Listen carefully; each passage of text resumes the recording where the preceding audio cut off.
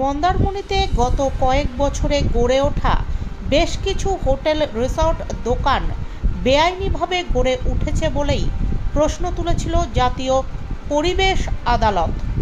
জাতীয় পরিবেশ আদালতের নির্দেশ মেনে মন্দারমণিতে মোট 140টি হোটেল ভাঙার নির্দেশ দিয়েছিল জেলা প্রশাসন। গত 1 November coastal regulated zone management অথরিটির জেলা কমিটির তরফে মন্দারমণি এবং সংলগ্ন আরও 4টি মৌজায় মোট 140টি হোটেল, লজ, রিসর্ট এবং হোমস্টে ভেঙে ফেলার নির্দেশ দেওয়া হয়। সেই নির্দেশকে মান্যতা দিয়েই পূর্ব মেদিনীপুরের জেলা শাসক পূর্ণেন্দু মাঝি হোটেল নির্মাণ ভাঙার নির্দেশ দিয়েছিলেন। তবে গত মঙ্গলবার মন্দারমণির বিষয়টি প্রকাশ্যে আসতেই মুখ্যমন্ত্রী তাতে হস্তক্ষেপ করেন। জানান, কোনোভাবেই বুলডোজারের সংস্কৃতি বাংলায় কার্যকর হতে দেবেন না তিনি। পরিবেশ আদালতের নির্দেশ কার্যকর করতে মন্দারমণির সমুদ্রের গা থেকে হোটেল রিসর্ট ভাঙার পূর্ব মেদিনীপুরের জেলা শাসকের দেওয়া নোটিশ স্থগিত করল হাইকোর্ট। আগামী 13ই ডিসেম্বর পর্যন্ত এই নির্দেশ বহাল থাকবে। আগামী 10ই ডিসেম্বর মামলার পরবর্তী শুনানি। তার আগে মামলার সব পক্ষকে রিপোর্ট হাইকোর্টে দেওয়ার নির্দেশ দিলেন বিচারপতি অমৃতা সিনহার আদালত। ফলে আপাতত স্বস্তিতে ওই হোটেল মালিকরা।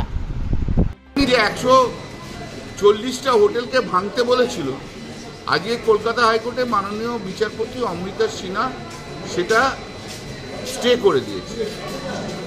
13ই ডিসেম্বর পর্যন্ত স্টে হয়ে রয়েছে। 10ই ডিসেম্বর মাননীয় বিচারপতি অমৃতা সিনহা মামলাটা শুনবে। 1 নম্বর, আমাদের যেটা আর্গুমেন্ট ছিল সেটার মধ্যে প্রথম কথা হচ্ছে এই যে